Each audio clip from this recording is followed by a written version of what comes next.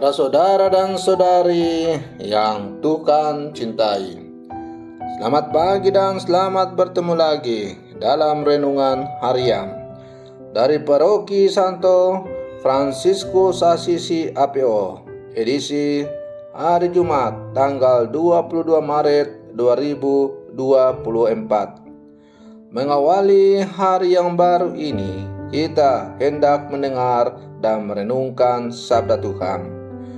Marilah sebelum kita mendengar dan merenungkan sabda Tuhan, kita berdoa.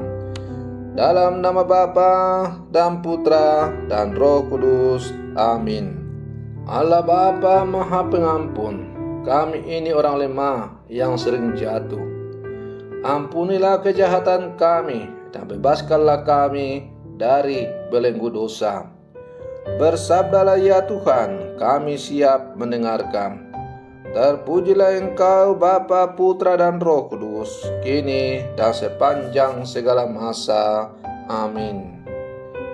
Para saudara dan saudari yang Tuhan cintai, sabda Tuhan yang hendak kita dengar dan kita renungkan untuk mengawali hari yang baru ini diambil dari Injil Yohanes pasal 10 ayat 31 sampai 42. Tuhan bersamamu. Inilah Injil suci menurut Yohanes. Sekali peristiwa, orang-orang Yahudi mengambil batu untuk melempari Yesus. Kata Yesus kepada mereka, "Banyak pekerjaan baik yang berasal dari Bapakku yang kuperlihatkan kepadamu. Pekerjaan manakah di antaranya yang menyebabkan kamu mau melempari aku?" Jawab orang-orang Yahudi itu, "Bukan karena suatu pekerjaan baik maka kami mau melempari engkau, melainkan karena engkau menghujat Allah, dan karena engkau seorang manusia menjadikan dirimu Allah." Kata Yesus kepada mereka, "Bukankah ada tertulis dalam kitab Tauratmu, Aku telah berfirman, kamu adalah ilah?" Jikalau mereka kepada siapa firman itu disampaikan disebut ilah, sedangkan kitab suci tidak dapat dibatalkan, masihkah kamu berkata kepada Dia yang dikuduskan oleh Bapa dan yang diutusnya ke dalam dunia, engkau menghujat Allah? Karena aku telah berkata, aku anak Allah. Jikalau aku tidak melakukan pekerjaan-pekerjaan Bapakku, janganlah percaya kepadaku. Tetapi jikalau aku melakukannya dan kamu tidak mau percaya kepadaku, percayalah akan pekerjaan-pekerjaan itu, supaya kamu mengetahui dan mengerti bahwa Bapa dalam aku dan aku dalam Bapa. Sekali lagi mereka mencoba menangkap Dia, tetapi Ia luput dari tangan mereka. Kemudian Yesus pergi lagi ke seberang Yordan, ke tempat Yohanes membaptis dulu.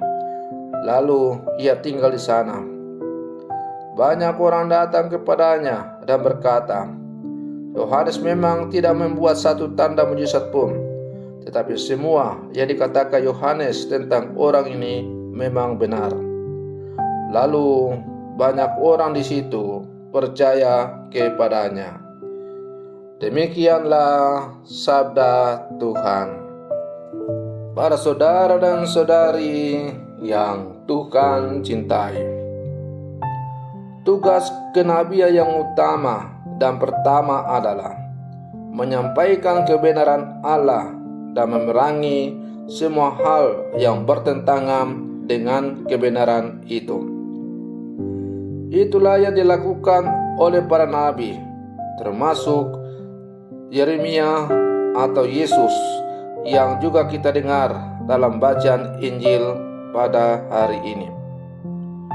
Yesus Kristus, Sang Nabi Agung, juga melakukannya hal yang sama, memerangi yang namanya bertentangan dengan kebenaran itu. Resiko yang mereka terima ialah mereka dibenci, ditolak, bahkan mengalami kekerasan secara fisik. Yeremia ditangkap dan dipenjara. Yesmaus dilempari batu. Yeremia berharap pada perlindungan Tuhan yang tidak pernah meninggalkan dia. Yes menantang mereka yang mau melemparinya dengan batu. Kebaikan yang dibuatnya untuk mereka malah dibalas dengan kekerasan hingga Yesus wafat di kayu salib. Para saudara dan saudari yang Tuhan cintai, apa sebab orang susah menerima kritik dan mengakui kesalahan? Karena setiap orang memasang harga yang tinggi akan dirinya. Apa yang dihidupi, dikatakan, dipikirkan, dan dibuatnya adalah identitasnya dan martabatnya yang tidak boleh diganggu. Ketika jadi kritik, maka ia merasa harga dirinya dikurangi, identitasnya kotor, dan martabatnya diinjak. Karena itu ia reaktif. Masalahnya, apa yang dianggap sebagai hidup dan nilai yang ideal bagi dirinya dibangun di atas dasar yang rapuh dan semu. Hal ini seharusnya dibongkar. Di sini letak tugas seorang nabi, yakni berani meruntuhkan dan membangun kembali gambaran diri yang salah pada orang yang ia jumpai. Perlawanan dan penolakan tentu ada, tetapi hanya seorang yang heroik saja yang bisa mengubah teladan menjadi keadaan menjadi lebih baik. Para saudara dan saudari yang Tuhan cintai, mungkin ada di antara kita yang pernah mendatangi seseorang untuk berbicara dan ingin menyadarkan orang tersebut agar berubah menjadi baik. Namun orang tersebut menolak. Ketika orang tersebut menolak, mungkin kita putus asa atau mungkin juga mencari waktu yang tepat untuk datang kembali menjumpainya. Dengan berbagai cara, ia berusaha mendatangi dan menyadarkannya. Kita tidak boleh menyerah untuk menemani orang tersebut menuju kebaikan. Para saudara dan saudari yang Tuhan cintai, melalui bacaan Injil yang hari ini kita dengar, kita diajak untuk mendengar bagaimana Yesus selalu berusaha untuk tidak menyerah, untuk menyadarkan orang-orang Yahudi meskipun mereka mau melempari dia dengan batu. Yesus terus-menerus menunjukkan segala sesuatu yang bisa membuat mereka sadar dan bertobat serta menerima dia.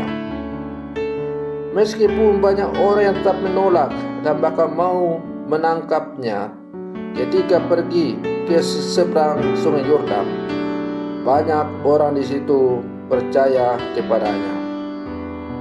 Para saudara dan saudari yang Tuhan cintai, sebagai murid-murid Yesus yang hidup di zaman sekarang, jangan takut memberikan masukan dan nasihat kepada orang lain, meskipun akibatnya kita ditolak atau disebut sok suci.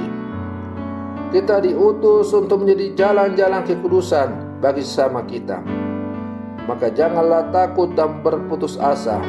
Teruslah berjuang, karena Tuhan selalu menyertai kita. Para saudara dan saudari yang Tuhan cintai, semoga perlindungan saya untuk mengawali hari yang baru ini semakin menghantar kita untuk menjadi murid-murid Yesus yang sejati. Selamat pagi, Tuhan Yesus memberkati.